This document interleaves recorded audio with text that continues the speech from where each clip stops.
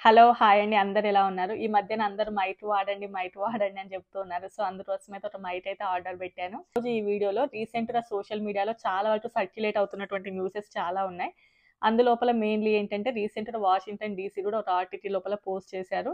ఎవరైతే వేరే కంట్రీస్ నుంచి వచ్చి ఇక్కడ వర్క్ చేస్తున్నారో వాళ్ళు యూఎస్ కంట్రీని వదిలేసి వెళ్ళకండి అని చెప్పేసి కంపెనీస్ చెబుతున్నాయి అని చెప్పేసి mainly Amazon are Microsoft whatever it is main companies అన్నీ కూడా చెబుతున్నాయి అని చెప్పేసి.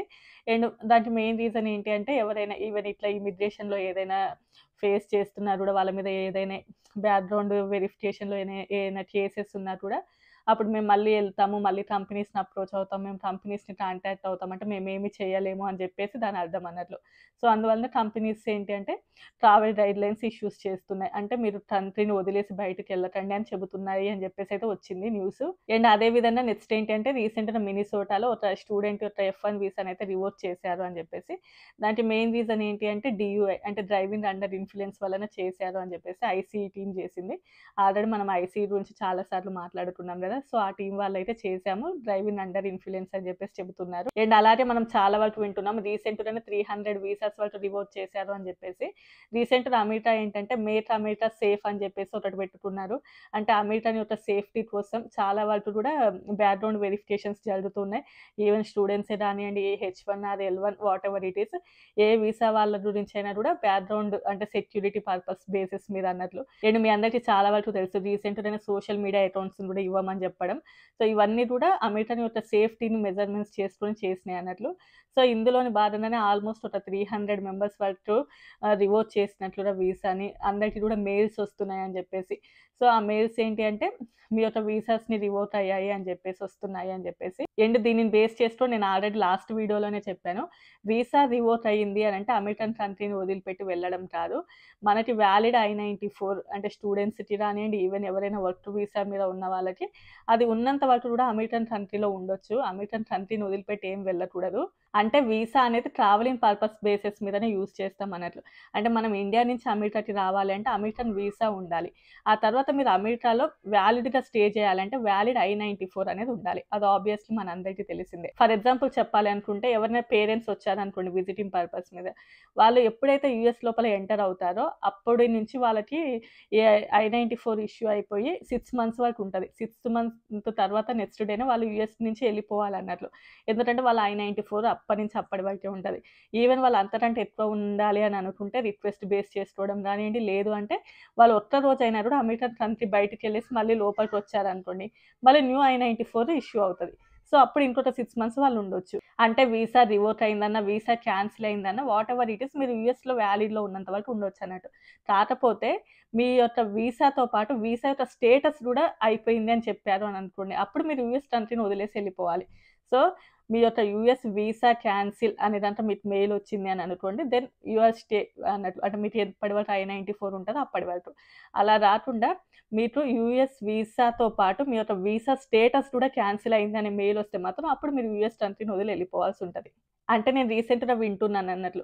యూఎస్ వీసాతో పాటు వీసా స్టేటస్ కూడా క్యాన్సిల్ అయ్యాయి అని జెప్పేసి. సో, అలా క్యాన్సిల్ అయినాయి గాబట్టి మీరు వెంటనే గూడా తిరిగి మీ కంట్రీస్‌కెళ్ళిపోవాలి. అంటే మీరు డిపోర్ట్ అయినట్లే అని జెప్పేసి చెబుతున్నారు అని జెప్పేసి. సో, నేను చెప్తున్నా గదా! డిఫరెన్స్ అనేది ఇట్లా అన్నట్లు. వీసా క్యాన్సిల్ ఉండొచ్చు. వీసా స్టేటస్ కూడా క్యాన్సిల్. సో, దెన్ మీరు ఇంకా యూఎస్ నుంచి వదిలి ఎళ్ళిపోవాలి.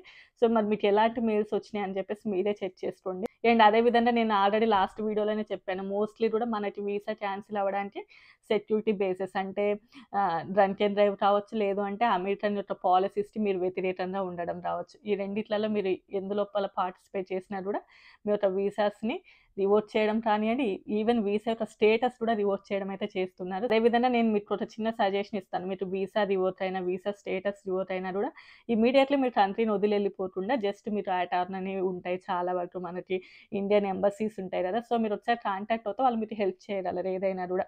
వన్స్ మీరు వెంటనే గూడా కంట్రీని వదిలేసి బయటకెళ్ళిపోయారు అని అనుకోండి. ఆ తర్వాత మిమ్మల్ని ఎవ్వరు గూడా ఏం చేయలేరు. మళ్ళీ మీరు యూఎస్‌లోకి రావడం అనేది చాలా వరకు చాలా మంది లాయర్స్ ఉంటారు. ఇండియన్ ఎంబసీ ఉంటది. సో, మీరు వాళ్ళకి కాంటాక్ట్ అవుతే వాళ్ళు మీకు ఏదైనా గూడా హెల్ప్ చేయగలరు. సో, వెంటనే పానిక్ అయిపోయి అంత భయపడకండి. అండ్ ఈవెన్ నేను రీసెంట్‌గా ఒకటి విన్నాను. అంటే ఒక దగ్గర చదివానన్నట్లు.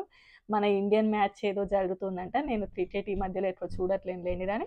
సో, దాని లోపల హ్యాపీనెస్‌ని తట్టుకోలేక మంచిగా ముగ్గురు మాత్రం మంచిగా డ్రింక్ చేసేసి కార్‌లో వెళ్తూ ఆడి ఉన్న కార్‌నే డాష్ ఇచ్చారంట మన ఇండియన్సే. అది మన తెలుగు వాళ్ళు కాకపోవచ్చు ఐ థింక్. నేను ఇంగ్లీష్ న్యూస్ ఛానెల్‌లో చదివాను కాబట్టి వాట్ ఎవర్ ఇట్ ఈస్ వేరే వాళ్ళైనా బట్ మన ఇండియన్సే. సో, ఆ టైం లోపల వాళ్ళ మీద కేస్ ఫైల్ చేసేసి మొత్తం వాళ్ళ బ్యాక్‌గ్రౌండ్ వెరిఫికేషన్ చేసేసి వాళ్ళ ముగ్గురి యొక్క వీసాలను కూడా క్యాన్సిల్ చేశామని చెప్పారంట. అందువల్లనే డ్రంక్ అండ్ డ్రైవ్ అయితే అసలు చేయకండి. రీసెంట్‌గా ఎక్కువగా కేసెస్ వచ్చాయి మాత్రం డ్రంక్ అండ్ డ్రైవ్ మీద. ఈవెన్ ఓవర్ స్పీడ్ కూడా కొన్ని స్టేట్స్ లోపల ఓవర్ స్పీడ్ కూడా తప్పకుండా కూడా వీసాలన్నీ తీసేసే వరకు వెళ్తుందంట. సో, ఓవర్ స్పీడ్ కూడా కొంచెం వెళ్ళకుండా ఉండడం చూసుకోండి. Even not only students, even H1 visa వాళ్ళకి కూడా ఇద్దరికైతే వీసా రివోక్ అయినట్లు వచ్చిందని చెప్పేసి అయితే చదివాను నేను.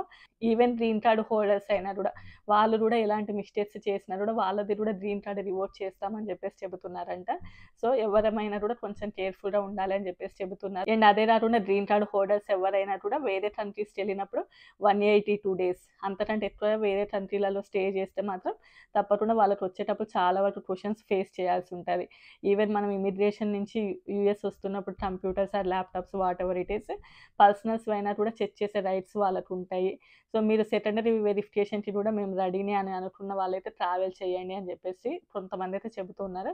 బట్ నేను ఆల్రెడీ లాస్ట్ టైమ్ వీడియోలో చెప్పాను. నాకు తెలిసిన వాళ్ళు చాలామంది వెళ్లారు. బట్ వాళ్ళ చిన్న చిన్న సిట్యుయేషన్స్ ఎదురైనా కూడా మళ్ళీ యూఎస్‌కి రాకుండా లాంటి సిట్యుయేషన్స్ అయితే ఎదురవ్వలేదు అని చెప్పేసి. సో, ఇంతే అండి ఈ వీడియో. మోస్ట్‌లీ స్టూడెంట్స్ రివోక్ అవ్వడానికి ఛాన్సెస్ అంటే డీయూఐ అదే డ్రంక్ అండ్ డ్రైవ్ రానియండి, లేదు అనంటే ఏదైనా అన్నెసెసరీ అమెరికన్ పాలసీస్‌కి వ్యతిరేకంగా ఉంటేనే అమెరికన్ యొక్క వీసాలు రివోక్ అవుతున్నట్లయితే మనం వింటూ ఉన్నాం. ఇంకేదైనా అప్డేట్స్ వస్తే మాత్రం తప్పకుండా వీడియోస్ చేస్తూ ఉంటాను. నా వీడియోకి లైక్ చేయండి, షేర్ చేయండి, సబ్స్క్రైబ్ చేసుకోండి. ఇలాంటి వీడియోస్ మీకు చాలా వస్తూ ఉంటాయి. By by.